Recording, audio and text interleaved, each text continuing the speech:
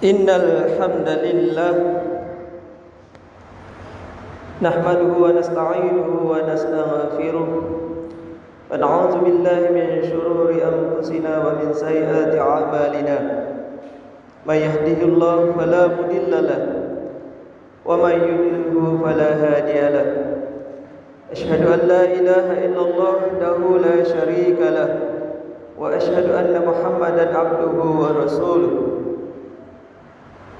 Ya ayyuhan nas usikum wa iyaya bittaqwallah faqad fazal muttaqun.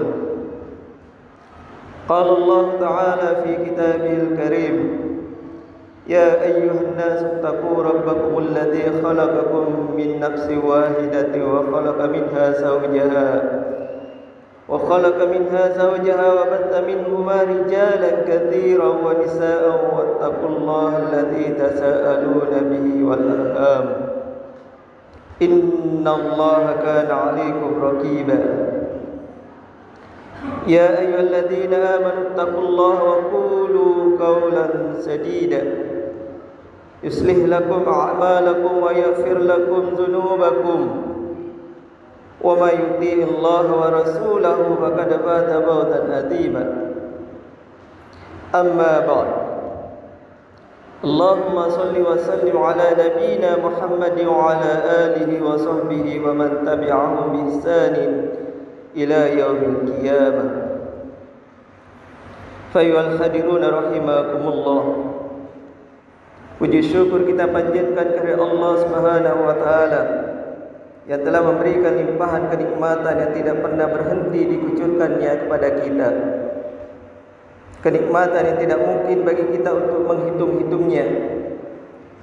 Kita bersyukur atas segala karunia-Nya, terutama nikmat iman, nikmat Islam, nikmat rezeki dan kesehatan.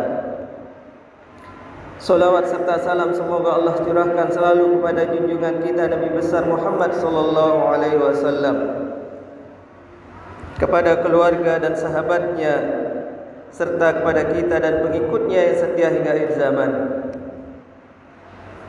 Khatib mengajak kepada diri sendiri khususnya dan jamaah Jumat umumnya untuk selalu meningkatkan keimanan dan ketakwaan kepada Allah Subhanahu wa taala dengan menjalankan segala perintahnya dan menjauhi larangannya dalam kondisi dan situasi apapun. Hadirin jamaah Jumat rahimakumullah, bulan Ramadan 1442 Hijriah tahun ini telah pergi meninggalkan kita. Bulan yang penuh kesolehan, bulan berlomba-lomba umat manusia untuk meraih amal ibadah, bulan kebaikan dan sedekah di dalamnya.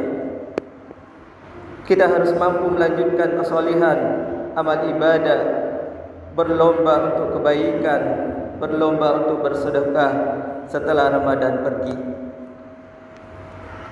Ada sebuah perkataan yang disimpulkan oleh Ibnu Rajab Al-Hambali dalam Natib Al-Ma'arif dan Ibnu Katsir dalam kitab tafsirnya, Tafsir Al-Quran Al-Azim dari tafsir surah Al-Lail. Juga kaidah ini disampaikan oleh ulama lainnya. Mereka berkata, sesungguhnya di antara balasan kebaikan adalah kebaikan selanjutnya, dan di antara balasan dari amalan kejelekan adalah kejelekan selanjutnya.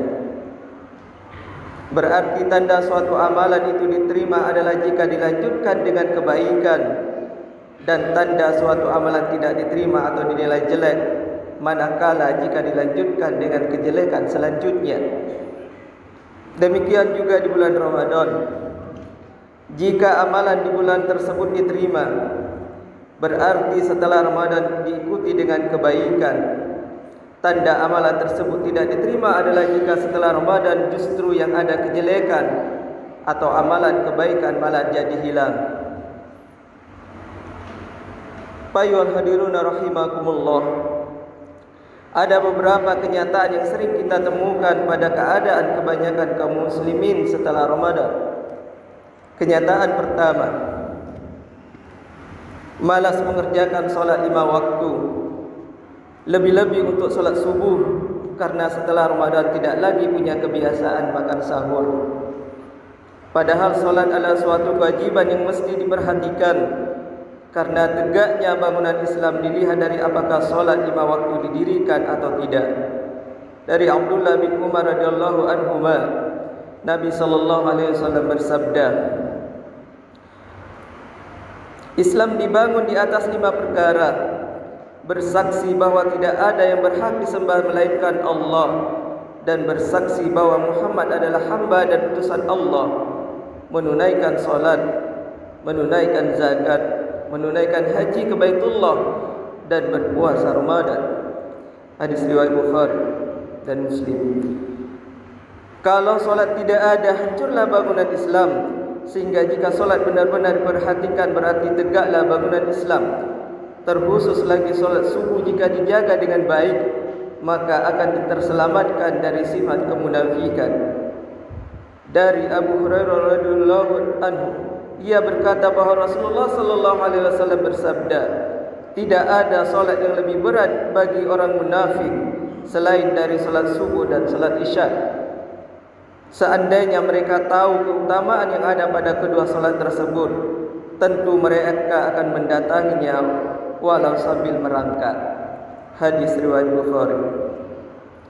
Kenyataan kedua, masjid mulai sepi, bahkan tidak sedikit yang tidak ada kumandang azan. Perhatikan bahwa solat berjamaah itu sangat ditekankan bagi kaum laki-laki. Yang buta saja Nabi sallallahu alaihi wasallam tetap memerintahkan berjamaah di masjid. Sebuah cerita, ada seorang laki-laki buta mendatangi Rasulullah. Sesungguhnya, lalu dia berkata, wahai Rasulullah, sesungguhnya aku tidak memiliki orang yang menuntunku ke masjid. Kemudian pria itu meminta pada Rasulullah sallallahu alaihi wasallam agar diberi keringanan untuk solat di rumah. Pada mulanya Nabi sallallahu alaihi wasallam memberi dia keringanan. Namun tak kala dia hendak berpaling, beliau Rasulullah sallallahu alaihi wasallam memanggilnya lagi lantas berkata, apakah engkau mendengar azan ketika solat? Laki-laki buta tersebut menjawab, iya. Lalu Nabi sallallahu alaihi wasallam mengatakan, penuhilah panggilan azan tersebut. Hadis riwayat Muslim. Lihatlah, laki-laki yang buta saja tetap diwajibkan solat berjamaah di masjid. Terlebih dengan kita dalam keadaan sehat badan dan penglihatan pun masih normal. Kenyataan ketiga, solat malam sudah enggan. Padahal di bulan Ramadan kita menjadi orang yang gemar solat, berlomba-lomba untuk mengikuti solat tarawih. Harusnya setelah Ramadan menjadi orang yang semangat terus menjaga solat malam, termasuk solat isya, solat subuh berjamaah di masjid. Juga Nabi sallallahu alaihi wasallam mencela pula orang-orang dahulu rajin solat malam, namun sekarang ia meninggalkannya. Dari Abdullah bin Amr bin As radhiyallahu anhu, Rasulullah sallallahu alaihi wasallam bersabda, wahai Abdullah, janganlah engkau seperti si fulan. Dulu dia biasa mengerjakan solat malam, namun sekarang dia tidak mengerjakannya lagi. Hadis riwayat Muslim. Kenyataan keempat, puasa sunnah tidak mau dikerjakan karena merasa cukup dengan puasa wajib di bulan Ramadan. Padahal puasa Ramadan perlu disempurnakan dengan puasa sunnah, agar kekurangan yang ada pada bulan puasa wajib bisa ditutup dengan puasa sunnah. Salah satu puasa yang bisa dilakukan adalah puasa 6 hari di bulan Syawal. Dari Abu Ayyub Al-Ansari radhiyallahu anhu, Nabi sallallahu alaihi wasallam bersabda, barang siapa yang berpuasa Ramadan kemudian berpuasa 6 hari di bulan Syawal, maka dia berpuasa seperti setahun penuh. Hadis riwayat Muslim. Ayyuhal hadiruna rahimakumullah. Kenyataan kelima, Al-Quran ditinggalkan, tidak lagi dibaca, hanya dijadikan pajangan dan hiasan. Sebagaimana perkataan Nabi yang ada dalam Al-Quran, wa qala rasulu ya rabbi inna qaumi ittakhazu hadzal qur'ana mahdzura. Wahai Tuhanku, Sesungguhnya kaumku menjadikan Al-Quran itu sesuatu yang tidak diacuhkan. Al-Quran surah Al-Furqan ayat 30. Kenyataan keenam, lisan, mata dan pendengaran sulit lagi untuk dijaga. Allah Subhanahu wa taala berfirman dalam surah Al-Isra ayat 36, Inna sam'a wal basara wal fu'ada kullu ulaika kana anhu mas'ula. Sesungguhnya pendengaran, penglihatan dan hati, semuanya itu akan diminta pertanggungjawaban. Kata Ibnu Katsir, semuanya akan ditanya. Lalu ditanya pula apa yang dilakukan oleh pendengaran, penglihatan dan hati tersebut. Fayuhal hadiruna rahimakumullah. Semoga kenyataan-kenyataan disebutkan di atas dapat kita hindari. Jangan sampai amalan baik Ramadan malah diikuti dengan maksiat setelah itu. Akhirnya kita memohon kepada Allah Subhanahu wa taala agar senantiasa memberikan kita petunjuk dan taufik untuk tetap beramal soleh selepas Ramadan. Semoga amalan kita di bulan Ramadan, yaitu amalan salat malam, membaca Al-Quran, bersedekah dan lainnya, diterima oleh Allah Subhanahu wa taala, dan kita diberi keistiqomahan serta diberi keistimewaan untuk bertemu dengan bulan Ramadan berikutnya. Barakallahu li wa lakum fil Qur'anil azim wa nafa'ni wa iyyakum bil ayati wa dzikril hakim wa taqabbalallahu minni wa minkum tilawatahu innahu was-sami'ul alim. Wa qul rabbighfir warham wa anta khairur rahimin wastaghfir innahu huwal ghafurur rahim.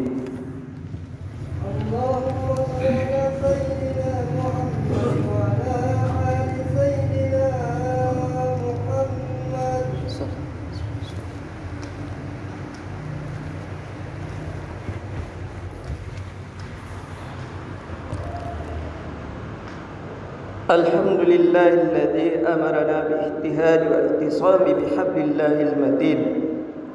أشهد أن لا إله إلا الله وحده لا شريك له إياه نعبد وإياه نستعين. أشهد أن لا إله إلا الله وأشهد أن محمدا عبده ورسوله. اللهم صل على محمد وعلى آله وأصحابه أجمعين.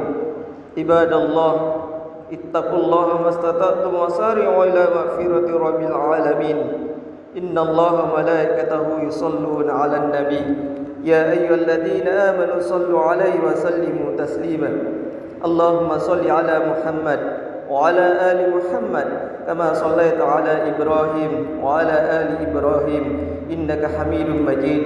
اللهم بارك على محمد وعلى آل محمد كما باركت على إبراهيم وعلى آل إبراهيم إنك حميد مجيد. وارض اللهم عن الخلفاء الراشدين أبي بكر وعمر وعثمان وعلي وعن بقية الصحابة التابعين التابعين لهم بإحسان إلى يوم الدين. وارض عنا معهم برحمتك يا أرحم الراحمين. اللهم اغفر للمسلمين والمسلمات والمؤمنين والمؤمنات الأحياء منهم والأموات إنك قريب مجيب الدعوات ويا قاضي الحاجات. اللهم افتح بيننا وبين قومنا بالحق وأنت خير الفاتحين. ربنا آتنا في الدنيا حسنة وفي الآخرة حسنة وقنا عذاب النار والحمد لله رب العالمين. عباد الله إن الله يأمركم بالعدل والإحسان وإيتاء ذي القربى وينهى عن الفحشاء والمنكر والبغي يعظكم لعلكم تذكرون. فاذكروا الله العظيم يذكركم وادعوه يستجب لكم ولذكر الله أكبر. أقيموا الصلاة.